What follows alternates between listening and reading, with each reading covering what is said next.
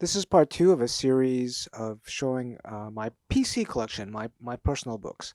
And if you missed the first part, I'll leave a link up at the top corner.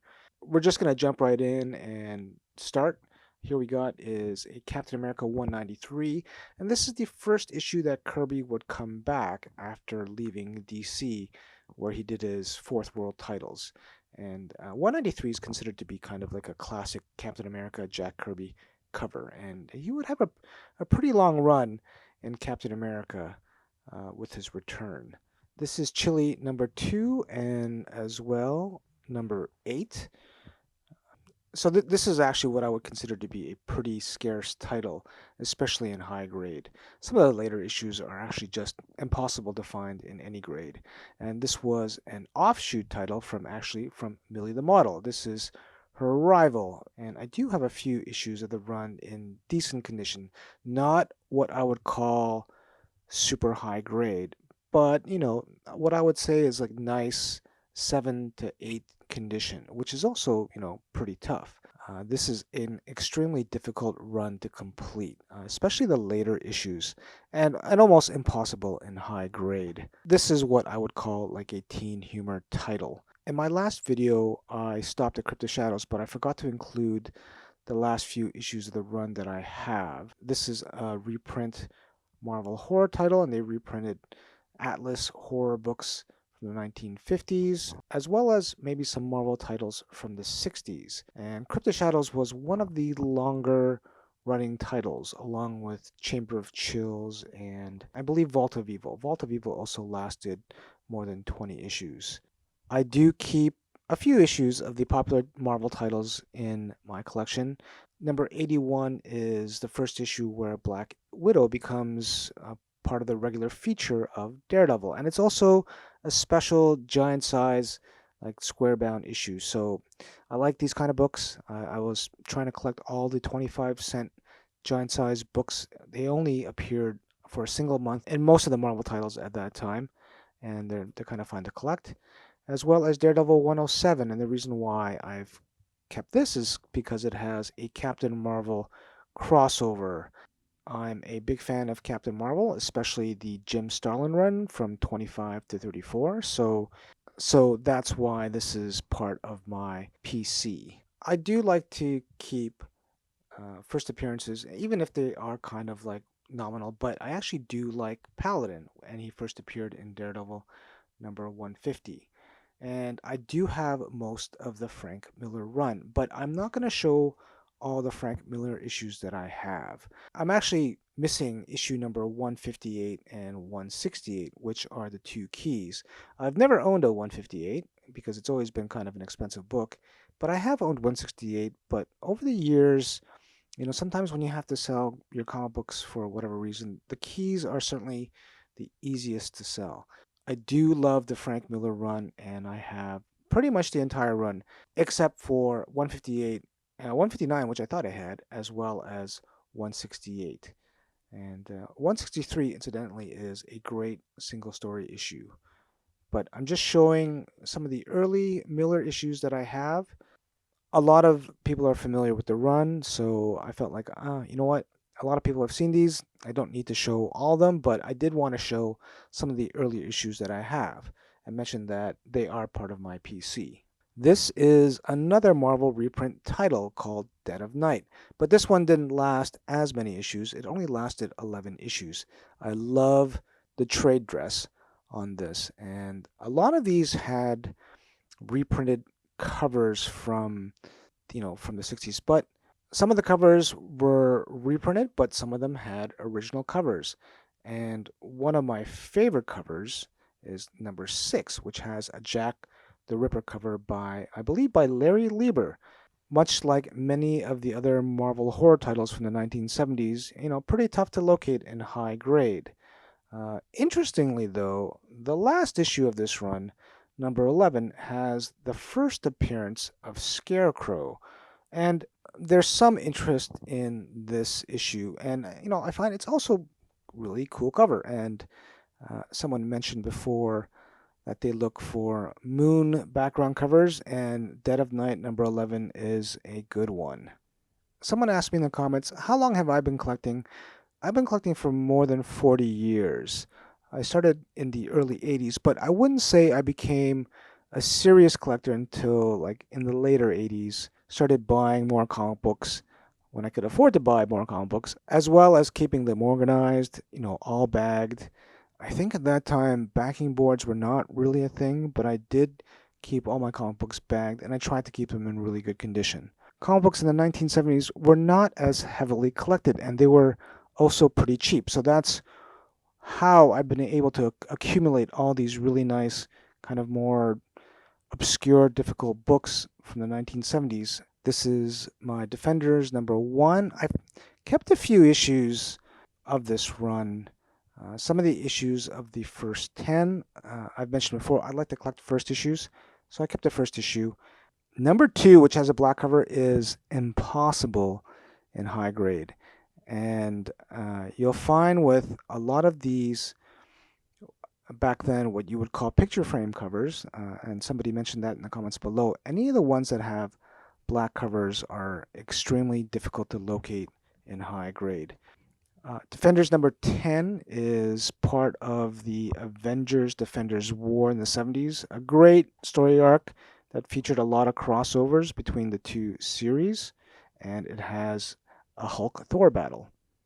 Defenders is a fun title that also has a lot of crossovers from other characters like the Guardians of the Galaxy that appeared in #26. And #28 also has the first appearance of Starhawk, who was a prominent character in the Korvac saga in the Avengers, which I made a video about.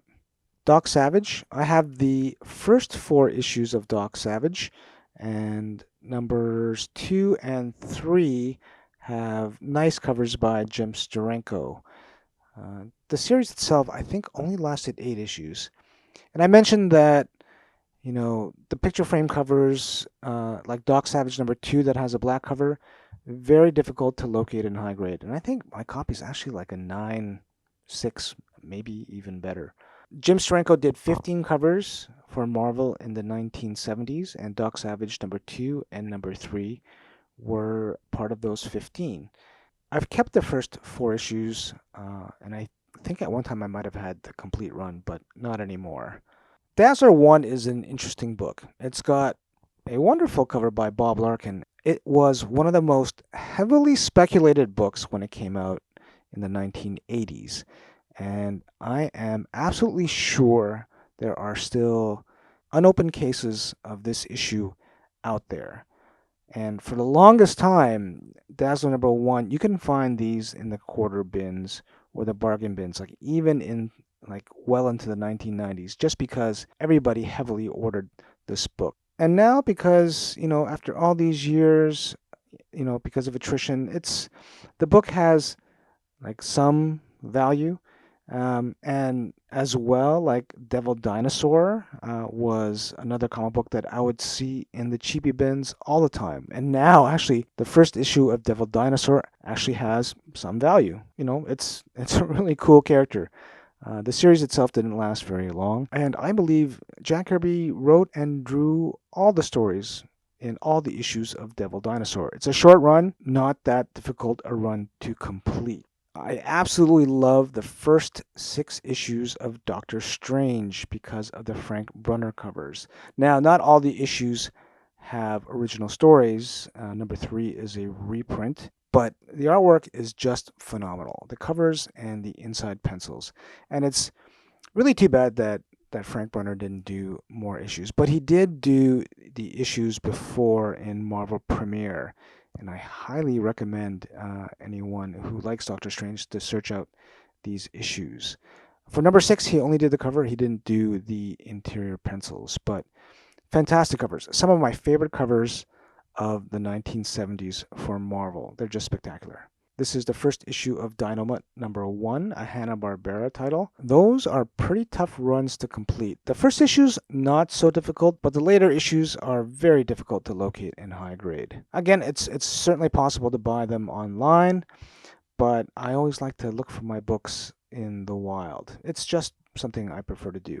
One of the reasons why I like to just kind of restrict myself to buying books outside is because it kind of restrains or restricts my purchasing. Otherwise, honestly, there's so many comic books that I would love to own, but by giving myself this kind of restriction, it really helps me keep my purchases down. Even when I'm out and looking at books, I will often really have to hold myself back to say, okay, you know what, you don't really need that book, even though I may really want it. I do have a few Fantastic Four issues from the 1970s in my PC.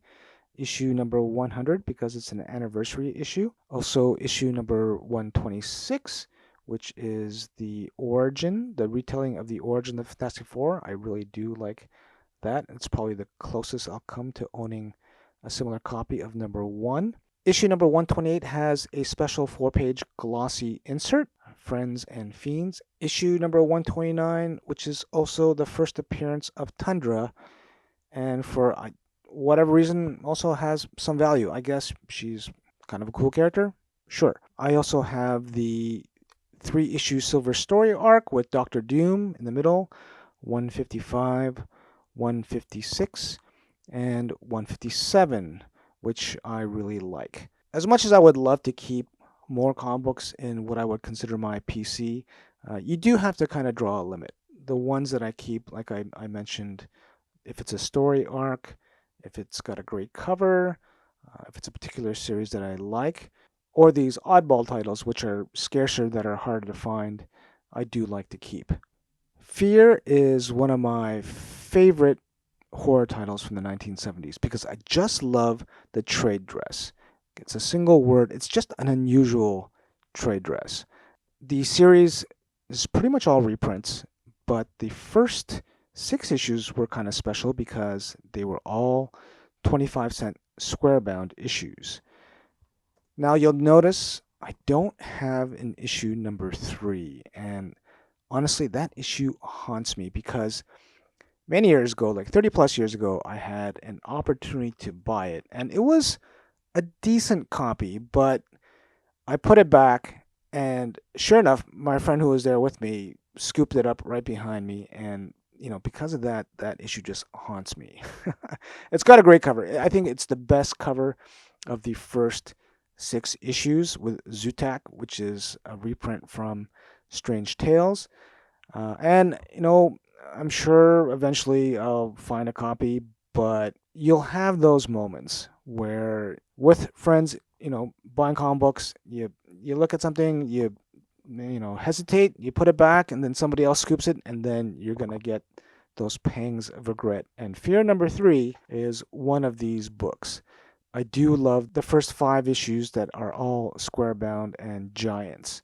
I don't have actually issues 6 through 9, which are pretty tough, but I do have issue number 10, which is the first Man Thing issue. I used to have number 11 as well too, and it's a shame I don't have it, but I do have some other issues in the run, like number 13 and number 14, which has a great Mike Ploog cover. As I mentioned before, I collect the Hanna Barbera titles. This is the Flintstones. I have 3 issues of the run that are pretty nice. And this was probably my favorite cartoon growing up. I would always run back home during lunchtime from school to watch the cartoon. And this is when you were able to do that. And you can't really do that anymore from what I understand. This is my run of Frankenstein, the Monster of Frankenstein. And this is one of the only complete runs that I have that I've managed to keep. I used to have other runs of other titles before, but I've gotten rid of them over the years. But because I do like horror as well as I like Mike Ploog, and I love the book, I kept this run intact. And it's a pretty nice run. Not all the issues are super high grade, but most of them are. Like, I believe my issue number 8's a little worse. And it also features a Dracula crossover, number 8 and number 9. I'm really happy that I've managed to keep this run together over the years. And, honestly, a lot of the issues in this run I found in a bargain bin. Like, I think they were like 75 cents or $1 each. And again, this was like over 30 years ago when a lot of this stuff really wasn't collected by comic book collectors, or they just weren't worth a lot of money. So these kind of books have since kind of matured in terms of value, and they're more popular. And it's kind of interesting, like the later issues in this run, Frankenstein actually pulls Captain America, and he gets frozen in a block of ice, and he is then brought back into modern times. And as well, as far as I know, Frankenstein is one of the only titles that ends where there's no resolution. So if you read the last issue of this run, it's basically a cliffhanger. As well, the cover of the last issue also has inks by Bernie Wrightson. Like you can tell that there's definitely like a Wrightson feel to the artwork on the cover. But the last issue just ends as a cliffhanger, and as far as I know, it's never been fully resolved. That's my run of Frankenstein Monster. I have a few early issues of Ghost Rider, number 3 and number 5. I don't have a number 2. And, and these are kind of a pain to find. Like the early issues, like any issue sub 10, are pretty tough. As well, the first 2 issues of Hero for Hire, which has the first appearance of Luke Cage. A funny thing about this series is that for the longest time, the first issue, Hero for Hire, was not worth very much at all. Like nobody really cared. And I mentioned this in the previous video about the first appearance of the Furry Beast in Amazing Adventures. Used to be an expensive book compared to what it is now. Like it used to be on par with Marvel Spotlight number 5, the first appearance of Ghost Rider. But now, like Hero for Hire number 1 is a more sought after book than Amazing Adventures, the Beast issue, and it used to be the other way around.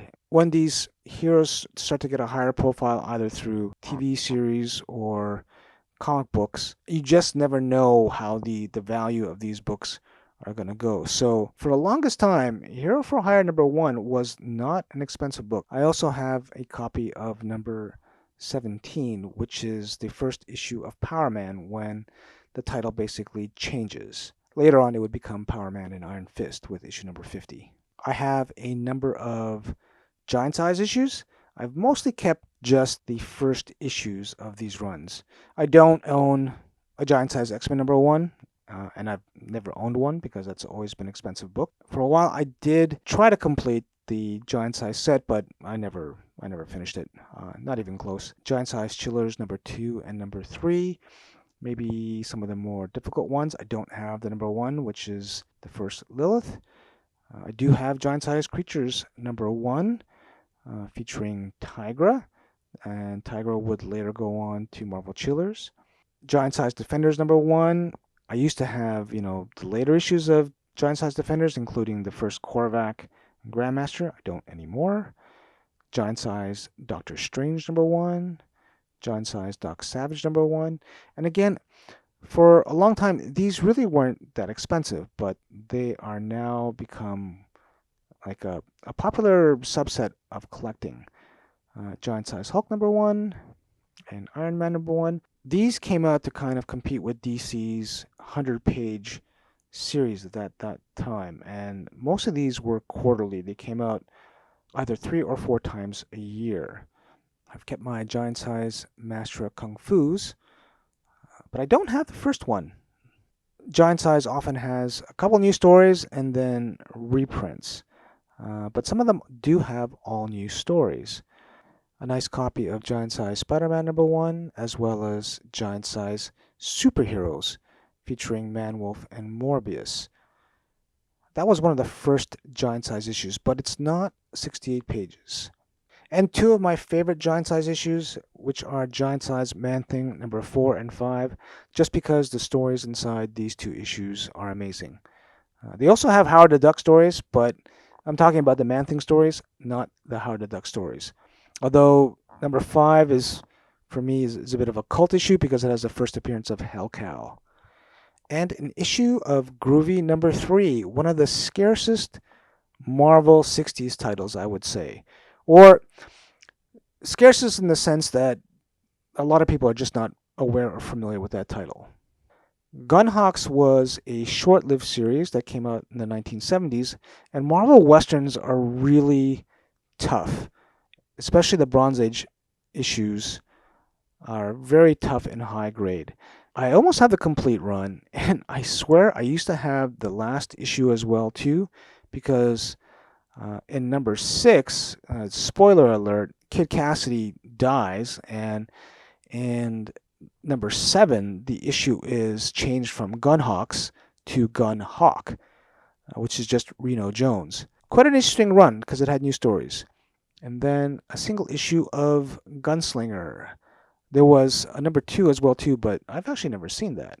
This is my lone copy of Jetsons that I have. The only Jetsons issue I have of the Hanna Barbera run. And my treasured copy of Harvey number 6, which is the last issue of Harvey. The most difficult to locate in high grade. And for whatever reason, I thought I had other issues, but I only have the number 6. I have 3 out of the 4 issues of Homer the Happy Ghost. I don't have a number 2, but number 1 and number 3 and number 4. Now, again, these are very tough in high grade and quite a fun series, like an obvious ripoff of Casper the Ghost. And these are reprints from the exact same title that came out in the 1950s, published by Atlas. The Human Fly number 1, which is also a real Canadian hero that came out in the 1970s. Well, a real costume character from Canada in the 1970s. And you can look up on YouTube and find a video about the Human Fly. He was a real person in the 1970s, and the comic book was based on this real person. The Human Torch number 1, a reprint series. There are a few single issues of Hulk that I have, including 141, which is the first appearance of Doc Samson, and number 145, which is the giant 25-cent square-bound issue, as well as Hulk number 178, one of the many deaths, and I put that in air quotes, of Adam Warlock. A copy of Invaders number 1, a fun 1970s series, as well as a copy of Iron Fist number 1. I used to have most of the Iron Fist run. I never owned a number 14, but it's a very good series with great John Byrne work. Copy of Iron Man number 56, a Jim Starlin issue. I at one time had a copy of 55, but that was many, many years ago. And a copy of number 68. I've also mentioned that I like to keep anniversary issues, and I've always liked the cover of Iron Man number 100 because it is a Jim Starlin cover. I do like to keep my personal comic books in Mylar. There's a Canadian supplier called Comic Proline that has Mylar bags for pretty cheap. You can get 100 bags for $30 Canadian, and sometimes if you are patient, you can get them on sale for just a little bit cheaper.